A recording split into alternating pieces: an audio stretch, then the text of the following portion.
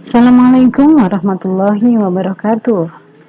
Jumpa lagi dengan pembelajaran Bahasa Indonesia kelas 8 semester 2. Pertemuan hari ini kita akan membahas identifikasi unsur buku fiksi dan non-fiksi. Hari ini kita akan mencoba mengulang kembali materi sebelumnya mengenai pengertian buku fiksi dan non-fiksi. Buku fiksi adalah buku yang berisi cerita rekaan yang bersifat imajinatif. Isi buku fiksi murni imajinasi pengarang tanpa harus ada kaitannya dengan kejadian nyata. Contoh dari buku fiksi yaitu novel, roman, kumpulan cerpen, kumpulan puisi, dan drama. Sedangkan buku non-fiksi adalah buku yang berisi informasi atau paparan ilmu pengetahuan baik secara teknis maupun populer. Buku non-fiksi membahas tentang yang benar adanya. Intinya buku non-fiksi adalah buku yang ditulis berdasarkan kenyataan atau penelitian. Contoh buku non-fiksi adalah buku pelajaran yang sudah kalian pelajari setiap hari. Ciri-ciri buku fiksi dan non-fiksi.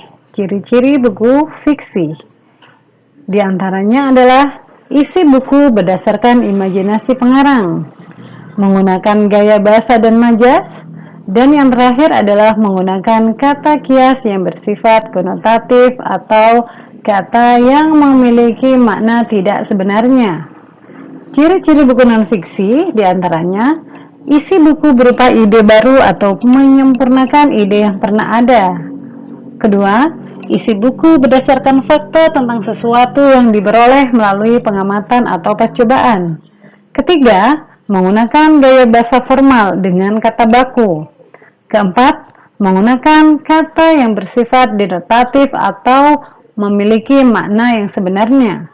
Dan yang terakhir adalah berbentuk tulisan ilmiah populer. Unsur buku fiksi. Jika kalian memiliki buku fiksi yang ada di rumah, bisa kalian sesuaikan apakah unsur buku yang kalian miliki tersebut memiliki bagian-bagian yang sama seperti yang Ibu jelaskan. Bisa kalian ambil buku fiksi yang kalian miliki dan kalian sesuaikan. Yang pertama, unsur buku fiksi adalah bagian sampul buku. Pastikan buku fiksi yang kalian miliki pasti memiliki bagian sampul buku. Kemudian yang kedua adalah rincian subbab. Yang ketiga, judul subbab, dan yang terakhir adalah isi buku atau cerita tersebut. Bagian isi atau cerita dibangun oleh unsur intrinsik dan unsur ekstrinsik. Unsur intrinsik cerita adalah unsur yang terdapat di dalam cerita tersebut. Di antara unsur intrinsik ada tema, yaitu ide cerita, kemudian ada alur, bisa disebut sebagai jalan cerita, ada latar atau keterangan tempat, waktu, dan peristiwa cerita. Keempat, ada tokoh dan penokohan. Kemudian kelima, ada sudut pandang atau posisi penulis dalam cerita. Dan yang terakhir, ada amanat atau pesan yang disampaikan, baik itu tersirat atau tersurat di dalam cerita tersebut. Unsur ekstrinsik secara tidak langsung memengaruhi cerita pada buku fiksi. Berpengaruh seperti apa maksudnya? Artinya begini, unsur ekstrinsik ini tidak ada di dalam cerita, ini berbeda. Jika unsur intrinsik adalah unsur pembangun di dalam cerita tersebut, sedangkan unsur ekstrinsik adalah unsur pembangun dari luar. Unsur ekstrinsik tidak ada di dalam cerita, tetapi bagus atau tidaknya cerita tersebut dipengaruhi oleh unsur ekstrinsik. Contohnya yang pertama, pengaruhnya atau unsur ekstrinsik adalah latar belakang pengarang. Latar belakang pengarang ini bisa mempengaruhi. Contohnya seperti ini, jika pengarang atau penulis memiliki pendidikan yang lebih tinggi, dia lebih menguasai bagaimana cara menulis, maka hasil dari tulisannya tersebut pastinya lebih baik dibandingkan penulis yang masih belajar atau sebagai pemula. Unsur kedua adalah nilai-nilai dalam cerita. Nilai-nilai disajikan secara tersirat dalam buku fiksi. Nilai tersebut diketahui dari tindakan atau perkataan tokoh. Nilai-nilai yang terdapat dalam teks cerita diantaranya ada nilai moral. Nilai moral berkaitan dengan akhlak dan budi pekerti. Nilai religius berkaitan dengan hubungan manusia dan Tuhan. Nilai budaya berkaitan dengan adat istiadat. Nilai kepahlawanan berkaitan dengan perjuangan. Nilai sosial berkaitan dengan tata pergaulan seseorang dalam masyarakat. Dan yang terakhir adalah nilai politik berkaitan dengan pemerintahan dalam suatu daerah. Unsur buku non-fiksi. Coba kalian buka buku pelajaran apa yang sedang kalian buka sekarang.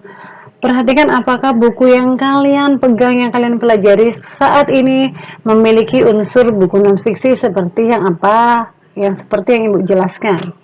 Yang pertama, sampul buku. Pasti yang namanya buku non-fiksi ini terdapat sampul bukunya. Kedua, ada kata pengantar. Kata pengantar itu berisi paparan singkat yang berkaitan dengan penyusunan buku. Kemudian terdapat daftar isi sebagai petunjuk tentang isi buku beserta halamannya. Selanjutnya terdapat pendahuluan berisi informasi singkat mengenai isi buku secara umum. Selanjutnya unsur buku non-fiksi terdapat isi buku berisi bagian inti buku. Semakin ke belakang, kita akan menemui indeks, daftar kata kunci dan halamannya dalam buku. Kemudian ada daftar pustaka berisi acuan atau referensi penyusunan buku. Kemudian berisi lampiran, berisi petunjuk tentang isi buku beserta halamannya. Terdapat juga glosarium berisi daftar kata atau istilah yang disusun alfabet.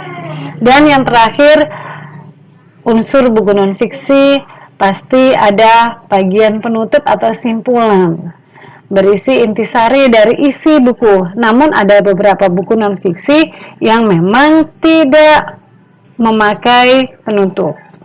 Bisa kalian sesuaikan apakah buku yang kalian pelajari sekarang, terutama buku pelajaran bahasa Indonesia, apakah memiliki unsur buku non-fiksi yang sama seperti yang Ibu sampaikan. Demikian adalah pemaparan materi mengenai identifikasi dan unsur-unsur buku fiksi dan non-fiksi. Tugas kalian adalah silakan mencatat identitas buku, meliputi judul, penulis atau pengarang, penerbit, jumlah halaman, kemudian jelaskan isi buku secara ringkas. Jadi, kamu membaca dua buku, yaitu buku fiksi dan non-fiksi. Kemudian kalian tuliskan di buku bahasa Indonesia. Contohnya buku fiksi adalah judulnya apa, penulisnya siapa, kemudian penerbitnya, jumlah halamannya berapa, dan isi dari buku yang sudah kalian baca tersebut kalian tulis secara ringkas. Begitu juga dengan buku non-fiksi, kalian kerjakan tugas yang sama. Oke, Assalamualaikum warahmatullahi wabarakatuh.